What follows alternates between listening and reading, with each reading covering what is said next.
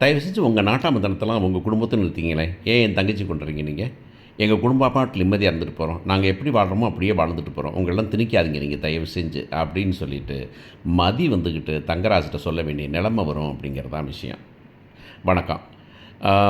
ரொம்ப கொஞ்சம் நாளாக சம்மர் வெக்கேஷன் கோர்சஸ்ஸு அப்படின்னு போனதுனால இதை பற்றி ரிவ்யூ போடுறதுக்கோ இல்லை ப்ரொமோ போடுறதுக்கோ டைம் இல்லாமல் போச்சு. இனி அது அட்லீஸ்ட் அழகே அழகு எனக்கு ரொம்ப பிடிச்சிருக்கு. பார்க்குறது நிறுத்தவே இல்லை எனக்கு. இந்த சீரியல் எனக்கு ஓரளவுக்கு பிடிச்சிருக்கு அப்படிங்கிறதுனால நம்ம இதை கன்டினியூ பண்ணலாம் அப்படின்னு பார்க்குறேன் நான். ஸோ இப்போதைக்கு ஒரு ஒரு ஒரு கன்சாலிடேட் பண்ணணும் அப்படிங்கும்போது வந்துக்கிட்டு இந்த மாமனார் மாமியாரோட அட்டூழியம் கொஞ்சம் கூட தாங்க முடியாத சூழலில் போயிட்டுருக்கு அப்படிங்கிறத பார்க்குறோம். அதுவும் இந்த பொண்ணை ட்ரீட் பண்ணுற விதம்லாம் வந்துக்கிட்டு இந்த சங்கமும் சரி, சங்கமத்துக்கு முன்னாடியும் சரி பின்னாடியும் சரி இந்த மலரை வந்து ட்ரீட் பண்ணுற விஷயம் ஏன் யாருமே வாயை திறக்க மாட்டேங்கிறாங்க அப்படின்னு பார்க்கும்போது நிறைய பேர்த்துக்கு என்னைய மாதிரியே கோபம் பூரா யார் மேலே இருக்கும் அப்படின்னு கேட்டாக்கோ நிச்சயமாக வந்துக்கிட்டு மலரோட வீட்டுக்காரன் மேலே தான் இருக்கும் அப்படிங்கிறது தான் நமக்கு தெரியும். பாக்கியராஜ் என்ன தான் நல்லவனாக இருந்தாலும் வல்லவனாக இல்லையே அப்படிங்கிறதும் இன்னொன்று தம்ப நம்பி வந்து கல்யாணம் முடிச்சுட்டு வந்த பொண்ணை நீங்கள் அவமானப்படுத்தாமல் இருக்க பார்த்தா பதிலாக வேலை வாங்குறாங்க கூட பரவாயில்ல, ஆனால் அவமானப்படுத்தாமல் சின்னப்படுத்தாமல் சிறுமப்படுத்தாமல் இருக்கிறத வந்துட்டு பார்த்துக்க முடியலன்னா அப்புறம் என்னையா புருஷன் அப்படின்னு கேட்க வேண்டிய கேள்வியை தான் நம்ம மேடம் கோமதி வந்து கேட்டாங்க. எப்பா உன்னை நம்பி வந்திருக்காப்பா அப்படின்னு சொல்லும்போது கொஞ்சம் கூட பாதுகாக்க முடியலைங்கிறது. இன்னொன்று அப்பா அம்மா இப்படி தான் இருப்பாங்க அப்படின்னு எவ்வளோ காலம் விட்டுக்கிட்டு போக முடியும்? ஏதாச்சும் ஒரு இடத்துல யாராவது ஒருத்தர்னாச்சும் அது சொல்ல வேண்டாமா? அவங்க வயசுக்கே அது நல்லதில்லை அப்படிங்கிறத பார்க்க வேண்டாமா? அவங்களுக்கு எப்பவுமே ஹோல்டு போயிருந்தோம் அப்படிங்கிறதுல பயத்தில் இருக்காங்கனாலும் இது வந்துட்டு பெரியவங்களுக்கு மரியாதை கொடுக்கணுன்னா கூட மரியாதையும் தாண்டி வந்துக்கிட்டு ஒன்று அவங்க தப்பு பண்ண விடாமல் தடுக்கணும் இல்லையா அப்படின்னு தான். எனக்கு தெரிஞ்ச ஒரு ஃப்ரெண்டு சொல்வார். அவர் அவங்க அப்பா ரொம்ப நல்ல பெரிய மனுஷன், பெரிய முதலாளி அப்படின்னு சொல்லலாம். ஆனால் அவருடைய போக்கை பார்க்கும்போது அவர் சொல்வார் வந்துட்டு அப்பாவை நம்ம தான் காப்பாற்றணும் அவள் அப்படின்னு சொல்லுவார். அந்த மாதிரி தான் சொல்கிறேன் நான். ஸோ இங்கே வந்துட்டு இப்போ அங்கே போயிட்டுருக்கு. இப்போ வந்துட்டு இந்த விருந்துக்கு போகணும், விருந்துக்கு போகிறதுக்கு எல்லாம் வாரேன்னு சொல்லிட்டு கடைசி நேரத்தில் வர முடியாதுன்னு சொல்கிறதும் அதுக்கெல்லாம் காரணம் யாருன்னா அந்த மாமியார் வந்துக்கிட்டு என்னங்க உங்களை விட்டுட்டு அவங்களா முடிவு பண்ணுறாங்களா, இந்த வீடு என்ன ஆச்சு அப்படின்னு சொல்லி பேசி அதனால் வந்துக்கிட்டு இல்லை நாங்கள் இன்றைக்கி வரல, நான் வர்றேன்னு சொன்னோம் ஆனால் வரணும்னு கட்டாயம் இல்லையே, அதனால் வந்து நீ வந்து சமைச்சு வச்சுட்டு போன்னு சொல்லிட்டு மலரை வந்துக்கிட்டு சமைக்க சொல்கிறதும் நான் பாக்கியராஜை போய் நீ அதை வாங்கிட்டு வா, நண்டை வாங்கிட்டு வா, குண்டை வாங்கிட்டு வான்னு சொல்லிடுறதும் இதை நீ இதை பண்ணிட்டு போமா அதை பண்ணிட்டு போமான்னு சொல்லும்போது எவ்வளோ பெரிய சாடிஸ்டிக் பீப்புளாக இருக்கணும் அப்படிங்கிறது தான். எவ்வளோ தான் பெரிய மனுஷராக இருக்கலாம், பெரிய மனுஷருக்கு மரியாதை இருக்கலாம், அப்பா அம்மா இல்லாந்து கொடுக்கலாம், ஆனால் அட் சேம் டைம் வந்துக்கிட்டு அந்த சாடிஸ்டிக் பிஹேவியர் இருக்கே அது ரொம்ப கொடுமை. என்னை விட்டு நீ முடிவு பண்ணுறியா அப்படிங்கிறது தான் பெரிய விஷயம். ஒரு வழியாக வந்துட்டு சரி இவங்களாச்சும் பாக்கியராஜை கூப்பிட்டு போயிட்டு வாங்க அப்படின்னு சொல்லிட்டாங்க. இதில் அங்கே வேறு வந்துக்கிட்டு கட்டிச்சோத்தில் பூனையை கட்ட மாதிரி தங்கராஜும் வராருங்கிறது தான் பெரிய கொடுமையாக இருக்குது. அப்படியே கிளம்பும்போது ரொம்ப நல்லாயிருக்கு. சர்க்காஸ்டிக்காக அந்த நம்ம பொண்ணு வந்துட்டு மதி வந்துட்டு பேசுகிறது நல்லாயிருக்கு. மதி வந்துக்கிட்டு பாப்பாவுக்கு தலை விடும்போது அப்பா வந்து அவன் இங்கே கேஷுவலாக பேச ஆரம்பிக்க இந்த ட்ரெஸ்ஸு நல்லா இருக்கான்னு கேட்க நல்லா இருக்குதுன்னு சொல்ல உடனே அவன் வந்து என்ன சொல்கிறானாக்கா நம்ம போகிற வீடு ஒரு சுமாரான வீடு தான், ஒரு மட்டித்தனமாக இருக்கும், அந்த வீட்டுக்கு தான் போகிறோம், அந்த வீட்டுக்கு இந்த ட்ரெஸ்ஸே ரொம்ப பெரிய விஷயந்தான், இது நான் இருக்கிறதுலையே ரொம்ப ஓரளவுக்கு அப்படிங்கிற ட்ரெஸ் தான் நான் போட்டேன் அப்படின்னு சொல்லும்போது இந்த பொண்ணு சொல்லுது இங்கே வந்துட்டு வா அந்த வீடு எனக்கு ரொம்ப பிடிக்கும், என் வீட்டை பாரு என்னை பிடிக்கிற மாதிரி என் வீட்டை வந்து பாரு, அங்கே தாத்தா இருக்காங்க பாட்டி இருக்காங்க ஜாலியாக இருப்பாங்க, கதை சொல்லுவாங்க, உனக்கு சித்தி இருக்கா அவன்கிட்ட நல்லா விளையாடுவா அப்படின்னு சொல்லும்போது மனுஷராக வாழ்கிறது தான் முக்கியம், அங்கே மன்னராட்சிலாம் கிடையாது, அங்கே வந்து அதிகாரம் பண்ணுறவங்களாம் கிடையாது, எல்லாம் அன்பாக பார்த்துப்பாங்க அப்படிங்கும்போது எவ்வளோ பெரிய டிஃப்ரென்ஸ் இருக்குது அப்படிங்கிறது வந்துட்டு சொல்லாமல் இந்த பிள்ளை சொல்லிட்டு போகிறது நல்லா இருக்குது அப்படிங்கிறத பார்க்கலாம். இந்த பேர் மதியம் நம்ம சுரேஷ் வந்துக்கிட்டு ரொம்ப நல்லாவே போவாங்க அப்படின்னு நமக்கு தெரியும். ஆனால் நல்லாகும்போது சீரியல் முடிஞ்சு போயிருப்பா, அதுக்கடி கதையை கோணையாக்கி விட்டுருவீங்க, அப்புறம் கதை முடிஞ்சு போயிருப்போம், மகாநதி மாதிரி கண்கொண்டு பார்க்க முடியாமல் போயிருமேப்பா அப்படிங்கிற நிலைமை தான் நமக்கும் பார்க்குறோம்.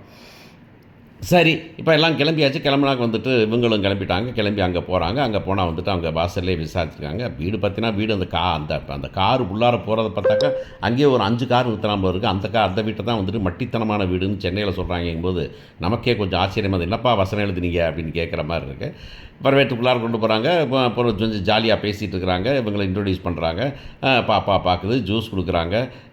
அந்த அறிவுமதியும் வந்துட்டு ரொம்ப நல்லா கேஷுவலாக கலந்துக்கிறாங்க. ரொம்ப நல்லா இருக்குது அப்படிங்கிறதையும் அந்த பொண்ணையும் அறிவுமதியையும் இந்த பொண்ணையும் ஸ்ருதியையும் கனெக்ட் பண்ணி விடும்போது அது நல்லாயிருக்கு.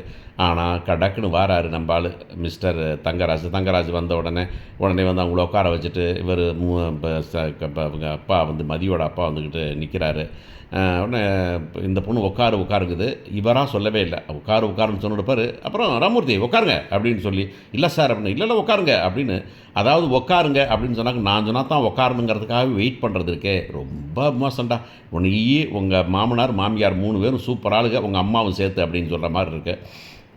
அப்புறம் உடனே வந்துட்டு இவங்கெல்லாம் அங்கிட்டு தனியாக போனோன்னே உடனே வந்துட்டு இல் ட்ரீட் பண்ண ஆரம்பிக்கிறாரு மிஸ்டர் தங்கராஜ். "என்ன சுருதி சோறுன்னு வந்துட்டியா?" அப்படின்னு கேட்கும்போது, "என்னய்யா மனுஷன்?" அப்படின்னு. ஆனால் அதை விட கொடுமை அந்த இடத்துல இந்த ஷார்ட் என்ன பண்ணாங்க, எடிட் பண்ணாங்கன்னு தெரில. ரொம்ப அருமையாக பண்ணியிருக்காங்க. அந்த சுருதி உடனே அவங்க அண்ணங்கள பார்க்குறதுக்குடா, "ஏதாவது காப்பாற்ற மாட்டீங்களாடா?" அப்படின்னு கேட்குறது இருக்கே. அங்கே கை அதாவது பொண்டாட்டியும் காப்பாற்ற முடியல, தங்கச்சியை அசிங்கப்படுத்துறது எவ்வளோ அசிங்கம். "சோறுனா வந்துடுவியா?" அப்படின்னு கேட்குறது தானே எவ்வளோ அசிங்கமாக இருக்குது. அப்படின்னா கையாளாகாத வந்துட்டு அவன் அவன் அவன் போடுற பிச்சையில் நீங்கள் வாழ்கிறீங்க அப்படின்னு தான் அந்த அண்ணன் தம்பிகளை கேட்க வேண்டியிருக்கு. அதுவும் அந்த பொண்ணு பார்த்த பார்வை இருக்கே அது அப்படி. உடனே வந்துட்டு முரமூர்த்தி அப்படின்னு சொல்லிட்டு ராமூர்த்தி அப்படியா அப்படியான்னு பேசிட்டு அவர் ரொம்ப நல்லவர். அவர் நேரம் வேறத்தனா வயசு இப்படி அனுப்பியிருப்பாங்க. ஏம்மா அறிவுமதி, நீ அறிவுமதி தானே, உன் காலேஜ் ஃபீஸில் நான் தான் கட்டினேன், சீட்டுக்கே நான் தான் ரெக்கமெண்ட் பண்ணுறேன் அப்படிங்கும்போது, அதான் சொல்கிறேனே, இலையை போட்டு சோத்தை போட்டு கடைசியில் மண்ணை தூக்கியாச்சு மாதிரி அசிங்கமான மனுஷனாக தங்கராஜை காமிக்கிறது நல்லாயிருக்கு. ஏன்னா இந்த மாதிரி ஆட்கள் மனுஷங்க உண்டு அப்படிங்கிறது தான். வீடு கட்ட கூட நான் தான் பணம் கொடுத்தேன். அப்புறம் அவர் பணம் கொஞ்சம் கொஞ்சமாக கட்டு, அதான் நான் தான் பணம் கொடுத்தேன்னு சொல்லும்போது எனக்கு கட்டி கொடுத்த மாதிரி அட்லீஸ்ட் மாதம் மாதம் அவர் சம்பளத்தில் பிடிச்சிக்கிட்டேங்கிறதா சொன்னியே அப்படின்ட்டு இருக்கு. இங்கே வந்துட்டு அம்மா கேட்குறாங்க வழக்கம் போல், "ஏம்மா உங்கள் வீட்டுக்காரர் நல்லா தானே பார்த்துக்கிறாருன்னா?" என்ன சொல்லணும் பொம்பளைங்க பிள்ளைங்க, "நான் நல்லா தான் இருக்கிறேன், நீ கவலைப்படாத, நான் கவலைப்படுற மாதிரியே நீ நினச்சிக்கிட்டு இருக்காத" அப்படின்னு சொல்லும்போது, அம்மாக்களையும் அப்பாக்களையும் கஷ்டப்படுத்தக்கூடாது அப்படிங்கிறதுக்காகவே பொண்ணுங்க பேசுகிறது தான். நேற்றைக்கு கூட நீங்கள் வந்துட்டு வீட்டில் பொண்ணாக கூப்பிட்டு வச்சுக்கோங்கடா, நீங்கள் வந்துக்கிட்டு உசுரோட குணமாக கொண்டாந்துடாதீங்க. உனக்கு டைம் இருக்கும்போதே நல்ல புருஷன் இல்லை, நல்ல மனுஷன் இல்லை அப்படின்னாக்க பொண்ணை கொண்டாந்து வீட்டில் உசுரோட நான் பாருங்கள். நீங்கள் உசுறு இல்லாத கட்டையாக கொண்டாந்துறீங்க. இன்றைக்கி போன வாரத்தில் 2-3 ஈவெண்ட்ஸ் நடந்திருக்கு இந்தியாவில். அதுலலாம் இப்படி தான் பொண்ணுங்க வந்து வேறு வழியே இல்லாமல் வந்துக்கிட்டு உசுரை மாச்சிக்கிட்டு சாப்பிட்றதெல்லாம் ரொம்ப கொடுமை அப்படிங்கிற மாதிரி. இந்த மாதிரி மனுஷங்க தான் காரணம். இவங்களை எவனாவது ஒருத்தனாச்சும் திருத்தணுமே அப்படிங்கிற மாதிரி தான் இருக்குது. அந்த பொண்ணு சொல்லுது, "அதெல்லாம் ஒன்றும் இல்லை, நான் பார்த்துக்கிறேன் நான்" அப்படின்னு. அம்மா அப்பாக்களுக்காக அவங்க வருத்தப்படுத்தக்கூடாதுங்கிறதுக்காகவே இந்த பிள்ளைங்க பண்ணுறது தான் பெரிய தப்பு. இதெல்லாம் சொல்லி வளர்க்கணும் பிள்ளைகள்கிட்ட. "நீ வா, உசுரோட வான்னு." எனக்கு தெரிஞ்சு கொஞ்ச நாளைக்கு முன்னாடி வந்துட்டு ஒரு பொண்ணு வீட்டுக்கு வர, அதை வந்துக்கிட்டு தாரதப்பட்டையோட அந்த இடத்துல அவஸ்தைப்பட்டு இம்சப்படுறதை விட என் மகளாக வந்தியேன்னு அது ஒரு பார்ட்டியாக வச்சு கொண்டாடின ஒரு அப்பாவை பற்றி பார்த்தேன் நான். இதெல்லாம் எக்ஸ்ட்ரீம் தான் அப்படின்னாலும் ஒரு விஷயந்தான். புருஷன் வீட்டில் போகிற பொண்ணு வந்துக்கிட்டு அங்கே நிம்மதியாக வாழ்கிறதுக்கு வழி வேணும், அதுவும் நிம்மதியாக இருக்கணும் அப்படிங்கிறது தான். கடைசியாக தங்கராசு அங்கே சுற்றி இங்கே சுற்றி வந்து சாப்பாடு வந்தோன்னே, "சாப்பாடு நல்லா தான் இருந்துச்சு" அப்படின்னு. இந்த சுரேஷ் பையன் மட்டித்தனமாக வந்துக்கிட்டு, சரி கூப்பிட்டாங்க மாமனார் மாமியார் வயசானவங்க, என்ன அப்பா அம்மா சொல்லிக் கொடுத்தாங்க, ஒரு மரியாதைக்குனாச்சும் அத்தை மாமா நல்லா இருக்கீங்களா அப்படின்னு சொல்லாமல் முறுக்கிக்கிட்டு உட்காந்துருக்கிறதும். அது இவர் வந்தோன்னே, "எப்பா போர் அடிச்சுக்கிட்டு இருந்துச்சு மாமா நீங்கள் வந்தோன்னே" அப்படின்னு சொல்லும்போது, என்னடா நீ சுரேஷ் திருந்தவே மாட்ட போல இருக்குது நீ அப்படிங்கிற மாதிரி தான் சொல்ல வேண்டியிருக்கு. கடைசியாக எல்லோரும் சாப்பிட்றாங்க. சாப்பிடும்போது வந்துட்டு சாப்பிடும்போது இந்த பொண்ணு இப்போ ஃபோனு சாப்பிட்டு முடிச்சோன்னே அந்த பொண்ணு வந்துட்டு ஃபோனை நோண்டிக்கிட்டு இருக்குது தங்கச்சி அறிவுமதி. உடனே அவர் பார்க்குறாரு, பார்த்து கடுப்பாகிறாரு. கடுப்பாகி முறைச்சி பார்க்குறாரு. என்ன நடக்கும்னாக்கா, "இப்படியா பண்ணுற நீ?"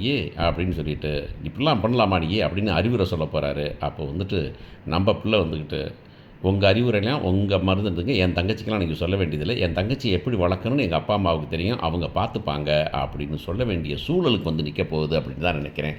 அதை எதிர்பார்த்துருக்கிறேன் நாளைக்கு. நீங்கள் என்ன எதிர்பார்க்குறீங்கன்னு கமெண்ட்டை சொல்லுங்கள். தேங்க்யூ.